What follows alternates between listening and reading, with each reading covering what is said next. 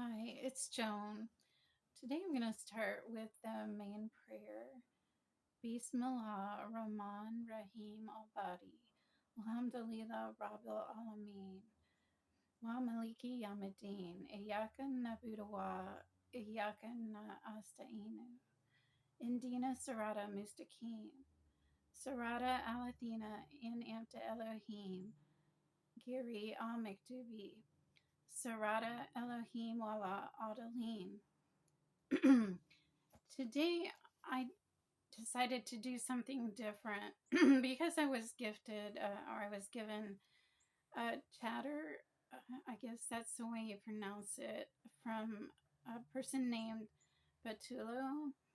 I wanted to learn more about it, so it's what I'll be covering. And then I thought I would start with the Korean. It says 5 verse 48. It says, "We've revealed to you the book and truth. So judge by what Allah reveals and don't follow inclinations away. To each of you, we prescribed a law and a method. Had Allah willed, He would have made you one nation. Race to all that is good. To Allah return, and He will inform you over which you used to differ." And also, I was going to read the Korean 24, verse 31. It's Surah An-Nur. It says, "Tell believing women to lower their gaze and guard chastity, and not to reveal adornments. Let them draw veils over torsos in public." Okay, so the beginning of this, what I did was look up chatter, which translated to the word um, it's translated not to veil, but to, one moment, to tent, actually. And then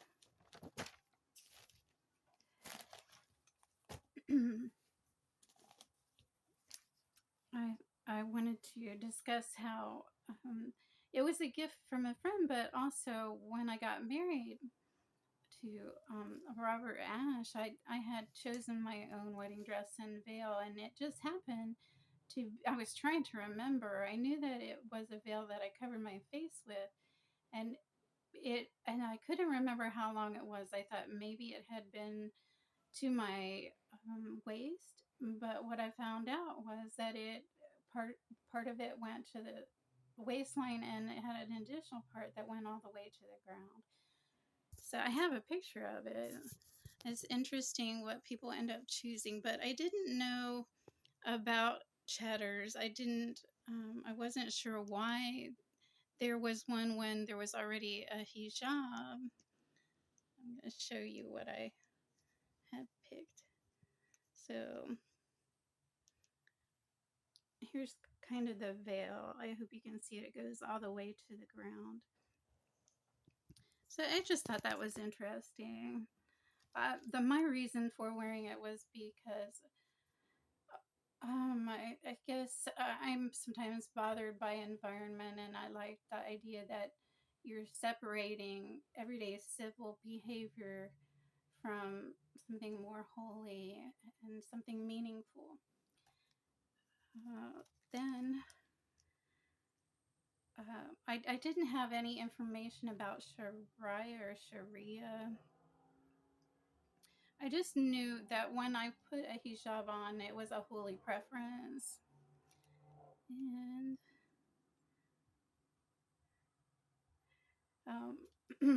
I guess I had a note there, but I'm not going to read it.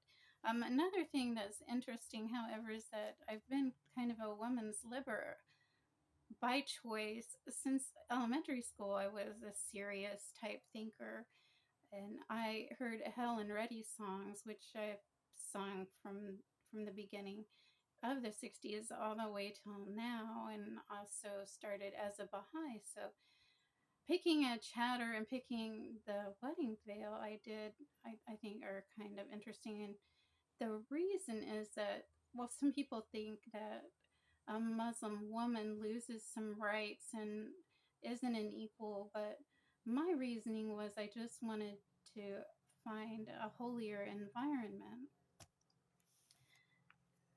So the reason that Chatter it was made and it was said online, first made by Iran in the 6th century, was that it's a full body attire. It covers more of you, and that means that it prevents sin. So, from that perspective, you wouldn't understand why anyone would not want one if they choose God. Then, as far as the locations where a chatter is found to this day, it listed commonly in Afghanistan, also Iraq, Iran, a place called Qatif, and Bahrain. Also, that Shia Muslims do wear chatter occasionally. Then I wanted to read about Sharia and what it said about not wearing a headscarf. Uh, but it was clarifying that there's no prescribed punishment for not wearing one or for removal of it, but that's more something that a governmental leader would make a decision on, and it could be the punishment of TAZIR, TAZIR, which is either jail term or can be as bad as a death penalty. But it's more that a family would insist that you wear it. It's a personal choice. Otherwise, listing here. Oh, so that if you are choosing it, there was a comment online that to some people they consider it equal to stripping. And there is a website if you choose to wear a chatter. It's CHADORIHA, and they will give you the support you need to wear one, and they're proud of it. Because there's a lot of debate going on, some reform happening. And my personal thought on a chatter was I thought it would be worn in Saudi Arabia because of the holy city Mecca, but that's not what I found out. What I learned was that there is no hijab requirement there except during Hajj, and then that even after Hajj, you should keep your hijab on for a while. But there recently in 2022 in Iran, which is where there's a lot of concern since the chatter was originating there, maybe, but there was the death of a woman named Mahsa Amini. She was young, I believe 22. She was arrested by morality police and during a protest that had to do with the mandated wearing of a hijab since 1979. 40 people were arrested, and she ended up dying of organ failure in relation to that subject. But it was just a hijab, not a chatter, and recent. The other punishments that could happen where a hijab is mandatory, which is in Iran. Uh, there's different punishments that have happened. You can be imprisoned 2 months or flogged 74 times. But the right now in Iran, a van and morality police will stop you, take you to it, and present you with a paper requesting that you do an alignment with Islamic values. I wondered how many people were wearing headgear because I've had people comment that we don't do that anymore in our country. I wasn't too sure what they were talking about, but it said, as far as percentages in Iran, 35% support wearing a hijab and 70% don't.